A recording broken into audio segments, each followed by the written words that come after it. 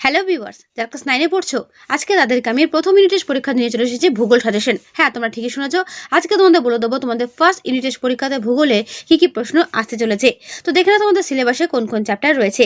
রয়েছে প্রথম অধ্যায় গ্রহরূপে পৃথিবী, রয়েছে দ্বিতীয় অধ্যায় পৃথিবীর গতিসমূহ, রয়েছে সপ্তম অধ্যায় ভারতের সম্পদ। এই তিনটে অধ্যায় তোমাদের প্রথম ইউনিট টেস্ট পরীক্ষাতে থাকবে। পরীক্ষাটা হবে 40-এর মধ্যে। তো দেখে নাও কি কি প্রশ্ন করবে। প্রথমে দেখে নাও গ্রহরূপে পৃথিবী থেকে কি কি করবে, অর্থাৎ প্রথম চ্যাপ্টার থেকে কি কি করবে। পৃথিবীর গোলাকার আকৃতির প্রমাণগুলো লেখো, বড় প্রশ্নের জন্য করবে। ঠিক আছে, দেখে নাও পুরো উত্তর। বইটা সরিয়ে তোমাদের পুরো উত্তর আমি দেখিয়ে দিচ্ছি। যাদের বই আছে তারা করবে, যাদের বই নেই তারা এখান থেকে উত্তর দেখে নেবে। একটা বড় প্রশ্নের মধ্যে কিন্তু অনেক ছোট ছোট প্রশ্ন থাকে, তো সেটা করলে তোমাদের কিন্তু ছোট ছোট প্রশ্নগুলো তৈরি হয়ে যাবে। যেমন দেখো বেডফোর্ড লেভেল পরীক্ষাটা কি, এর মধ্যেই তোমরা উত্তরটা পেয়ে যাচ্ছ। করবে, ঠিক আছে। পৃথিবীর অভিগত গোলাকাকৃতির সপক্ষে প্রমাণ দাও। তোমাদের কাছে যে কোনো রাইটারের টেক্সট বুক থাকুক না কেন, সেখানেও কিন্তু এই প্রশ্নের উত্তর কিন্তু তোমরা পেয়ে যাবে। তাই প্রশ্নগুলো দেখা তোমাদের ইম্পর্টেন্ট কাজ, সেগুলো ভালো করে খাতায় নোট করে রাখবে কি কি প্রশ্ন তোমরা দেখবে বাড়িতে। ঠিক আছে, আমি বড় ছোট সব রকম প্রশ্ন সাজেশন তোমাদের আজকেই দিয়ে দেবো। এর পুরুত্ব তোমাদের ঠিক এই পর্যন্ত শেষ হলো। সৌরজগতের একমাত্র পৃথিবী গ্রহে প্রাণের সঞ্চার ঘটেছে কেন, করবে। দেখে নাও পুরুত্তর। যেভাবে পয়েন্ট করে করে লেখা রয়েছে ঠিক সেইভাবে পয়েন্ট করে করে লিখ। আমি বইটা সরিয়ে তোমাদের পুরো উত্তর দেখিয়ে দিলাম। ঠিক আছে, এই পর্যন্তের উত্তর শেষ হলো। জিপিএস ও জিপিএস রিসিভার বলতে কি বোঝো, জিপিএস এর ব্যবহার উল্লেখ করো। দেখে নাও পুরো উত্তর। করবে। যে যে প্রশ্নগুলো আমি দেব সে প্রত্যেকটা প্রশ্ন তোমাদের পরীক্ষাতে আসার মতো, তাই ভালো করে এগুলো পড়ো যদি ভূগোলে 40-এ 40 পেতে চাও তো। ঠিক আছে, পৃথিবীর প্রকৃত আকৃতিতে জিওডের ধারণাটি লেখো, অথবা পৃথিবী কি সত্যি গোল, প্রমাণ করো। এই প্রশ্ন ঘুরিয়ে ফিরিয়ে আসবে, তাই তোমাদের কিন্তু এরকম প্রশ্ন পড়তেই হবে। ঠিক আছে, দেখে নাও পুরো উত্তর। গ্রিক পণ্ডিত এরাটোস্থেনিস কিভাবে পৃথিবীর পরিধি নির্ণয় করেন। দেখে নাও পুরো উত্তর। বইটা সরিয়ে তোমাদের পুরো উত্তর আমি দেখিয়ে দিলাম। করবে। অন্তস্থ গ্রহ বহিস্থ গ্রহের পার্থক্য, করবে। শনি গ্রহকে বলয় গ্রহ বলা হয় কেন। জিওড বলতে কি বোঝো। এই অধ্যায় থেকে 1 নম্বর প্রশ্ন দেখে নাও। জিওড শব্দের অর্থ কি। সৌরজগতে কয়টি গ্রহ আছে। সৌরজগতের বৃহত্তম গ্রহাণুটির নাম কি। পৃথিবী থেকে চাঁদের দূরত্ব কত। কোন দুটি গ্রহ বাদে সকল গ্রহই পশ্চিম থেকে পূর্বে আবর্তন করে। বলযুক্ত গ্রহ কোনটি। কুইপার বেল্টের শেষ অংশের নাম কি। প্রথম পৃথিবীর মহাকাশের নাম কি। ভারতের প্রথম মহাকাশের নাম কি। কোন গ্রহকে লাল গ্রহ বলা হয়। পৃথিবীর প্রথম মহিলা মহাকাশের নাম কি। নাসার পুরো কথাটি কি। ভালো করে করবে। যেই কটা প্রশ্ন এখানে হাইলাইট করা দেখতে পাচ্ছ, এগুলো ভালো করে করবে। ইসরোর কথাটির পুরো কথাটি কি। কোন বহিঃস্থ গ্রহের ব্যাস সর্বাধিক। ঠিক আছে, কোন দুটি গ্রহের কোনো উপগ্রহ নেই। পৃথিবীর কোন অঞ্চলে মাধ্যাকর্ষণ শক্তি সবচেয়ে বেশি। করবে। দেখে নাও পুরো উত্তর। বইটা সরিয়ে তোমাদের প্রত্যেকটা কোয়েশ্চেন আমি দেখিয়ে দিচ্ছি, যেগুলো তোমাদের সামনে আমি তুলে ধরছি, এগুলো ভালো করে করবে। বিশেষ করে হাইলাইট করা প্রশ্নগুলো ভালো করে পড়বে। ঠিক আছে, পৃথিবীর পরিধির প্রথম কে নির্ণয় করেন। সূর্য বাদে পৃথিবীর নিকটতম নক্ষত্র কোনটি। পৃথিবীর নিকটতম গ্রহ কোনটি। সৌরজগতের কোন গ্রহের উপগ্রহ সংখ্যা সর্বাধিক। ঠিক আছে, জিপিএস পদ্ধতির প্রধান ব্যবহারিক ক্ষেত্র কোনটি। করবে। প্রাচীনকালের লোকেরা বা মানুষেরা কি দেখে উত্তর দিক নির্ণয় করত। আকাশ যেখানে ভূপৃষ্ঠের সঙ্গে মেশে তাকে কি বলে। দিক নির্ণয়কারী যন্ত্রের নাম কি। চন্দ্রগ্রহণের সময় চাঁদের ওপর কার ছায়া পড়ে। প্রত্যেকটা প্রশ্ন গুরুত্বপূর্ণ। ড্যাশ হলো সৌরজগতের উষ্ণতম গ্রহ, সেটি হচ্ছে শুক্র। নেপচুনে একবার পরিক্রমার সময় কত না 165 বছর। ড্যাশ হলো নীলাভ সবুজ বর্ণের গ্রহ, সেটা হচ্ছে ইউরেনাস। তো প্রথম চ্যাপ্টার থেকে যেগুলো আমি দিলাম সেগুলোই ভালো করে করো, কমন পেয়ে যাবে। এরপর ছিল দ্বিতীয় অধ্যায় পৃথিবীর গতিসমূহ। এর পরের প্রশ্ন পৃথিবীর আবর্তন গতির ফলাফল আলোচনা করো। ভেরি ভেরি ইম্পর্টেন্ট প্রশ্ন, দেখে নাও পুরো উত্তর। বইটা সরিয়ে তোমাদের সামনে আমি পুরো উত্তর তুলে ধর। যদি পারো ছবি আঁকতে খুব ভালো হয়, কারণ ভূগোল এমনই একটা সাবজেক্ট, ছবি হলে কিন্তু নাম্বারটা একটু বেশি পাওয়া যায়। তাই তোমরা চেষ্টা করো তোমাদের টেক্সট বুক থেকে এই ছবিগুলো বাড়িতে প্র্যাকটিস করে রাখার। ঠিক আছে, কারণ এই অ্যান্সার লেখার পাশাপাশি যদি একটু ছবি আঁকতে পারো, লেখাটাও দেখতে ভালো লাগবে এবং নাম্বারও কিন্তু বেশি পাবে অন্যদের তুলনায়। বুঝতে পারছো, তাই এইগুলো ভালো করে দেখে নিও। পৃথিবীর বার্ষিক গতি কাকে বলে, তার ফলাফলগুলো আলোচনা করো। দেখে নাও পুরো উত্তর। এর ক্ষেত্রেও তাই, যদি পারো ছবি আঁকতে খুব ভালো হয়, ছবি এঁকে দিলে উত্তরটা কিন্তু দেখতেও সুন্দর লাগবে। ঠিক আছে, তাই ছবিটা যদি পারো একবার এঁকে দিও। ওকে, দেখে নাও পুরো উত্তর। বইটা সরিয়ে তোমাদের পুরো উত্তর তোমাদের সামনেই আমি তুলে ধরছি, দেখে নাও। এর পুরো উত্তর তোমাদের ঠিক এই পর্যন্ত শেষ হলো। পরিক্রমণ গতির কারণে দিন রাতের হ্রাস বৃদ্ধির চিত্র সহ আলোচনা করো। এখানে দেখো প্রশ্নে বলে দিয়েছে চিত্র সহ আলোচনা করতে হবে, সুতরাং এখানে চিত্র কিন্তু তোমাদের দিতেই হবে। ঠিক আছে, তো এই ধরনের প্রশ্ন উত্তর দেওয়ার জন্য তোমাদেরকে আমি আগে থেকে বলছি বাড়িতে প্র্যাকটিস করতে শুরু করে দাও। দেখে নাও পুরো উত্তর, বইটা সরিয়ে তোমাদের পুরো উত্তর আমি দেখিয়ে দিচ্ছি। তোমাদের সামনে যেহেতু আমি উত্তরগুলো দেখাচ্ছি তাই ভিডিওটা একটু লং হতে পারে, তার জন্য কিছু মনে করো না, একটু ধৈর্য রেখে ভিডিওটা পুরোটা দেখো, দেখবে সমস্ত প্রশ্নের উত্তর তোমরা এখানেই পেয়ে যাবে। তো এই প্রশ্নের পুরো উত্তর তোমাদের ঠিক এই পর্যন্ত শেষ হলো। ঋতুচক্রের পরিচয় দাও অথবা চিত্রসহ ঋতু পরিবর্তন বর্ণনা করো। দেখে নাও পুরো উত্তর, বইটা সরিয়ে পুরো উত্তর আমি আস্তে আস্তে তোমাদের সামনে তুলে ধরছি, দেখে নাও। এবার অনেকেই বলতে পারো ম্যাম এত বড় প্রশ্ন উত্তর আমরা কিভাবে মুখস্থ করবো? দেখো, বড় প্রশ্ন কেউ কখনো মুখস্থ করে না, ইম্পর্টেন্ট তথ্যগুলো জাস্ট শুধু মনে রাখার চেষ্টা করবে, বাদ বাকি সব গল্পের মতো পড়ে গল্পের মতো উত্তর দেবে। আমরা পৃথিবীর আবর্তন গতি অনুভব করি না বা বুঝতে পারি না কেন? করবে, দেখে নাও পুরো উত্তর। জাপানকে উদীয়মান সূর্যের দেশ বলা হয় কেন? দেখে নাও পুরো উত্তর। পৃথিবীর আবর্তনের বেগ বা পৃথিবীর আবর্তন গতির বেগ নিরক্ষরেখা থেকে মেরুর দিকে কমতে থাকে কেন? অথবা পৃথিবীর আবর্তনের বেগ সব স্থানে সমান হয় না কেন? করবে, দেখে নাও পুরো উত্তর, বইটা সরিয়ে তোমাদের পুরো উত্তর আমি দেখিয়ে দিলাম। ঠিক আছে, কোরিওলিস বল বলতে কি বোঝো? দেখে নাও উত্তর, বইটা সরিয়ে তোমাদের পুরো উত্তর আমি দেখিয়ে দিলাম। সূর্যের দৈনিক আপাত অর্থাৎ সূর্যের আপাত দৈনিক গতি কাকে বলে? করবে, দেখে নাও পুরো উত্তর, দেখে নাও। রবিমার্গ বা সূর্যের আপাত বার্ষিক গতি বলতে কি বোঝো? করবে। অধিবর্ষ বা লিপিয়ার সম্পর্কে যা জানো লেখো। করবে। অপসূর অনুসর অবস্থান বলতে কি বোঝো? করবে, দেখে নাও পুরো উত্তর। মেরু জ্যোতি বা মেরু প্রভাব সম্পর্কে যা জানো লেখো। করবে, দেখে নাও পুরো উত্তর। নিরক্ষীয় অঞ্চলে বছরের কোন সময় ঋতু পরিবর্তন হয় না কেন? করবে। আবর্তন গতি ও পরিক্রমণ গতির মধ্যে পার্থক্য। করবে।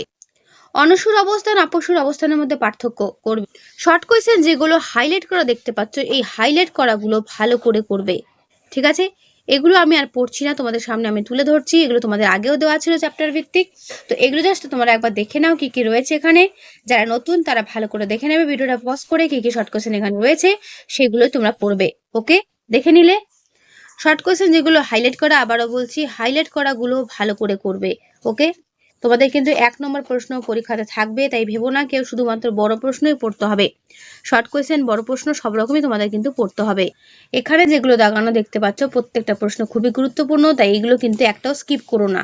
ঠিক আছে, ভিডিওটা পজ করে অন্তত পুরো প্রশ্নটা একবার দেখে নিও। ওকে, এরপর চলে এসো 7ম অধ্যায় ভারতের সম্পদ। এখান থেকেও তোমাদের পরীক্ষাতে প্রশ্ন থাকবে, তো দেখে নাও কি কি প্রশ্ন করবে। সম্পদ কাকে বলে? সম্পদের বৈশিষ্ট্য লেখো। অথবা কোনো পদার্থ বা দ্রব্য সম্পদ কিনা তা নির্ভর করে বস্তুটির গুণের উপর, গুণগুলো আলোচনা করো। বড় প্রশ্নের জন্য এই অধ্যায় থেকে এই প্রশ্নটা ভালো করে করবে। ঠিক আছে, দেখে নাও পুরো উত্তর। যতটা পারছি তোমাদের সামনে বইটা সরিয়ে পুরো উত্তরটা আমি দেখিয়ে দিচ্ছি। উত্তর অনেকটা বড় রয়েছে, তোমাদের যেটা বললাম বড় প্রশ্নগুলো জাস্ট গল্পের মতো পড়ে গল্পের মতো করে উত্তর দেওয়ার চেষ্টা করবে। ঠিক আছে, হুবহু যে লাইন বাই লাইন লিখতে হবে তার কোনো মানে নেই, বাট এই যে ব্লু কালার পয়েন্টগুলো দেখতে পাচ্ছ, চেষ্টা করবে এই পয়েন্টগুলো মনে রাখার। সম্পদ সৃষ্টির উপাদানগুলো আলোচনা করো। দেখে নাও পুরো উত্তর। আমি যে উত্তর দেখাচ্ছি এই উত্তরই যে তোমাদের করতে হবে এর কোনো মানে নেই। তোমাদের নিজেদের টেক্সট বুক থেকে উত্তরগুলো করতে পারো, অথবা তোমাদের কাছে যদি কোনো রকম কোনো হেল্পার বই থাকে সেখান থেকে উত্তরগুলো করতে পারো। প্রশ্নগুলো দেখা তোমাদের কাজ, সেগুলি ভালো করে দেখে নাও। সম্পদ সংরক্ষণ বলতে কি বোঝো? সম্পদ সংরক্ষণের পদ্ধতিগুলো আলোচনা করো। দেখে নাও পুরো উত্তর। বইটা সরিয়ে তোমাদের পুরো উত্তর আমি দেখিয়ে দিলাম, দেখে নাও ভালো করে। যে যে প্রশ্নগুলো তোমাদের সামনে আমি তুলে ধরছি প্রত্যেকটা প্রশ্ন কিন্তু গুরুত্বপূর্ণ রয়েছে, এগুলো কিন্তু পড়বে। সম্পদের পুনরাবর্তন কাকে বলে? আবর্তনীয় সঞ্চিত সম্পদ কাকে বলে? দেখো, অপুনর্ভব ও পুনর্ভব সম্পদের মধ্যে পার্থক্য করবে। পার্থক্যগুলো ভালো করে করবে। ধাতুমল বা অপদ্রব্য বা স্ল্যাগ কি? আকরিক লোহার গুরুত্ব ও ব্যবহার লেখো। দেখে নাও পুরো উত্তর। এইগুলো ছবি আঁকার প্রয়োজনে শুধুমাত্র পয়েন্ট ধরে ধরে তোমাদের লেখার অভ্যেস করতে হবে। এর পুরো উত্তর এই পর্যন্ত শেষ হলো। খনিজ তেলের ব্যবহার ও গুরুত্ব লেখো। দেখে নাও পুরো উত্তর। বইটা সরিয়ে তোমাদের পুরো উত্তরটা কিন্তু আমি দেখিয়ে দিলাম। তোমাদের এই সম্পদ থেকে কিন্তু ম্যাপ থাকবে, ভারতের সম্পদ অধ্যায় থেকে কিন্তু ম্যাপ পয়েন্টিং তোমাদের পরীক্ষাতে কিন্তু আসবে 40 নম্বর পরীক্ষাতে, সেখানে 5 নম্বর কিন্তু ম্যাপ থেকেই থাকবে। তাই এই অধ্যায় থেকে ম্যাপ পয়েন্টিং ভালো করে তোমাদের করতে হবে। ঠিক আছে, আকরিক লোহার শ্রেণীবিভাগ করো। দেখে নাও বিভিন্ন লোহার নাম, তাদের পরিমাণ, রং এবং বিশেষত্ব খুব সুন্দর করে চার্টের মধ্যে দেওয়া রয়েছে, করবে। সেরকম করে কয়লারও যে ভাগগুলো রয়েছে সেটাও তোমরা কিন্তু দেখে রাখবে। জীবাশ্ম জ্বালানি কাকে বলে, এটি কিভাবে সৃষ্টি হয়, টিকার জন্য করবে ওপেক। ওপেকের পুরো নাম কিন্তু পরীক্ষাতে ভীষণ দেয় শর্ট কোয়েশ্চেনে, তাই ওপেকটা ভালো করে পড়বে। ঠিক আছে, Organization of Petroleum Exporting Countries মনে রাখবে। জ্বালানি খনিজ কাকে বলে, আকরিক কাকে বলে। আকরিকের পুরো উত্তর এই পর্যন্ত শেষ হলো। তারপর দেখো রয়েছে কোক কয়লা বলতে কি বোঝো, করবে। ওএনজিসি কি, সাগর সম্রাট ও সাগর বিকাশ কি, এর পুরো উত্তর এই পর্যন্ত শেষ হলো। কালো হিরে কাকে বলে, কেন বলে, করবে। শক্তি সম্পদের শ্রেণী বিভাগ উল্লেখ করো। দেখে নাও পুরো উত্তর, বইটা সরিয়ে পুরো উত্তর তোমাদের সামনে তুলে ধরলাম। তারপর অপ্রচলিত শক্তির সুবিধা অসুবিধাগুলো কি কি লেখো। দেখে নাও পুরো উত্তর, বইটা সরিয়ে তোমাদের সামনে পুরো উত্তর আমি তুলে ধরছি। ঠিক আছে, করবে। প্রচলিত শক্তির সুবিধা অসুবিধা উল্লেখ করো, করবে। দেখে নাও বইটা সরিয়ে পুরোটা তোমাদের সামনে আমি তুলে ধরলাম। ঠিক আছে, আমার অনেক ভাই বোনেদের কাছে কিন্তু বই নেই, তারা কিন্তু উত্তরের অপেক্ষায় থাকে, তো তার জন্য আমাকে উত্তরগুলো দেখাতে হয়। পূর্ব ভারতে অধিকাংশ তাপবিদ্যুৎ কেন্দ্র গড়ে ওঠার কারণগুলো কি কি। আমি যে বড় প্রশ্নগুলো দিচ্ছি প্রত্যেকটা প্রশ্ন কিন্তু খুবই গুরুত্বপূর্ণ, এগুলো ভালো করে পড়বে, পরীক্ষাতে এর মধ্যেই কমন পাবে, এর বাইরে কিছু আসবে। ভারতের জলবিদ্যুৎ শক্তি উৎপাদনের অনুকূল ভৌগোলিক পরিবেশের বর্ণনা দাও।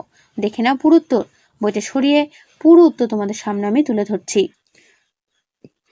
এর পুরো উত্তর তোমাদের ঠিক এই পর্যন্ত শেষ হল। দক্ষিণ ভারতের নদীগুলো জলবিদ্যুৎ উৎপাদনের পক্ষে অনুকূল হওয়ার কারণ বর্ণনা করো। দেখে নাও কি কি কারণ এগুলো, মানে এখানে অনুকূল আবহাওয়া রয়েছে। যে কোনো 3টি অচিরাচরিত শক্তির উৎসগুলো লেখো ও গুরুত্ব সম্পর্কে আলোচনা করো। দেখে নাও এর পুরো উত্তর তোমাদের ঠিক এই পর্যন্ত শেষ হল। বর্তমানে ভারতে অচিরাচরিত শক্তি উৎপাদনের উপর অধিক গুরুত্ব দেওয়া হচ্ছে কেন, করবে। এর পুরো উত্তর এই পর্যন্ত শেষ হলো। সৌরশক্তির ব্যবহারগুলো কি কি। প্রচলিত শক্তি অপ্রচলিত শক্তির মধ্যে পার্থক্য, করবে। পার্থক্যটা একটু বড় রয়েছে, ভালো করে দেখে নাও, বইটা সরিয়ে তোমাদের পুরোটা আমি দেখিয়ে দিচ্ছি। ঠিক আছে, অচিরাচরিত শক্তি বলতে কি বোঝো, কাকে এবং কেন সাদা কয়লা বলা হয়। 1 নম্বরের জন্য যে প্রশ্নগুলো হাইলাইট করা দেখতে পাচ্ছ সেইগুলো ভালো করে করবে। ঠিক আছে, হাইলাইট করে এবং দাগানো প্রশ্নগুলো ভালো করে করবে। দেখে নাও পুরো উত্তর। শর্ট কোয়েশ্চেন তোমাদের আগেই দেওয়া ছিল চ্যাপ্টার ভিত্তিক প্রশ্ন দেওয়ার সময়, সেই জন্য এগুলো আমি আর পড়বো না, তোমাদের সামনে জাস্ট একবার তুলে ধরছি, কারণ অনেক স্টুডেন্ট আমার নতুন রয়েছে যারা এগুলো জানে না, তারা কিন্তু ভালো করে দেখে নাও কোনগুলো 1 নম্বরের জন্য করবে। এগুলো পড়লে ভিডিওটা অনেকটা লং হয়ে যাবে, আমি চাই না ভিডিওটা খুব একটা বড় হোক, এগুলো তোমরা কিন্তু পজ করে একবার পড়ে নিও। কিন্তু যেগুলো তোমাদের সামনে আমি তুলে ধরছি, মানে যেগুলো তোমাদের সামনে আমি তুলে ধরছি সেগুলো প্রত্যেকটা কিন্তু ভালো করে দেখে নিও। ঠিক আছে, ওকে, দেখে নিলে। 40 নম্বর পরীক্ষা হবে ঠিকই, সেখানে বড় প্রশ্ন যেরকম থাকবে সেরকম ছোট প্রশ্নও কিন্তু থাকবে, তাই ছোট প্রশ্নগুলোকে স্কিপ করো না। যেগুলো হাইলাইট করা দেখতে পাচ্ছ সেগুলো ভালো করে করবে। আর তোমাদের 3টে চ্যাপ্টার থেকেই পরীক্ষা হবে। যদি অন্য কোনো চ্যাপ্টার থেকে পরীক্ষা হয়ে থাকে তো আমাকে অবশ্যই কমেন্টে জানাবে, আমি আলাদা করে সেই চ্যাপ্টারগুলো থেকে সাজেশন প্রশ্ন বলে দেবো। কিন্তু বেশিরভাগ স্কুলে দেখছি 2টো অধ্যায় এবং এই ভারতের সম্পদ নিয়ে 3টে অধ্যায় থেকেই পরীক্ষাতে প্রশ্ন থাকবে, প্রথম ইউনিটের পরীক্ষার জন্য বলছি।